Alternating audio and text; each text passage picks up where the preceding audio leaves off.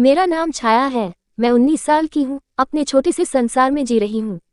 मेरे परिवार में मेरी दीदी, जो अब शादीशुदा है, और मेरा भाई है, जो मुझसे 2 साल बड़ा है। हम दोनों का कमरा साथ साथ है और बीच में एक बाथरूम है, जिसके दरवाजे दोनों कमरों की ओर खुलते हैं। मैं अभी पढ़ाई कर रही हूँ और जिंदगी अपनी रफ्तार से चल रही है।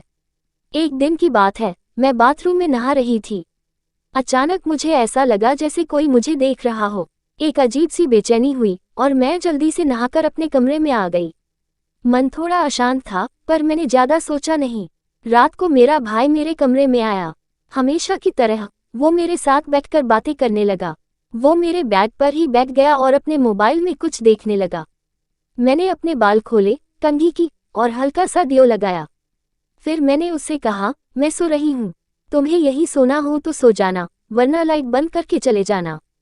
मैं उसकी तरफ मुंह करके लेट गई।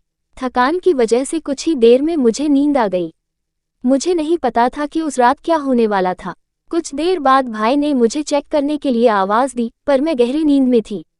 मेरी कोई प्रतिक्रिया न देखकर उसने लाइट बंद की और मेरे पास ही लेट गया।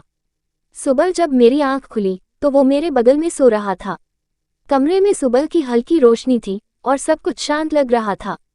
लेकिन मेरे मन में एक सवाल उठ रहा था। कल रात बाथरूम में जो बेचैनी महसूस हुई थी, सुबह की उस शांति में मेरा मन बेचैन था। मैंने भाई को देखा, जो अभी भी गहरी नींद में था। उसका चेहरा शांत लग रहा था, जैसे हमेशा रहता है। फिर भी कल रात की वो अजीब सी फीलिंग मेरे दिमाग में बार बार आ रही थी। मैं चुपके से उठी, अपने बाल बांधे और बाथरूम की तरफ गई। दरवाजा खोलते ही मेरी नज़र उस छोटे से वेंटिलेशन विंडो पर पड़ी, जो बाथरूम और मेरे कमरे को जोड़ता था। वो थोड़ा सा खुला हुआ था और मुझे याद आया कि मैंने इसे बंद करना भूल गई थी।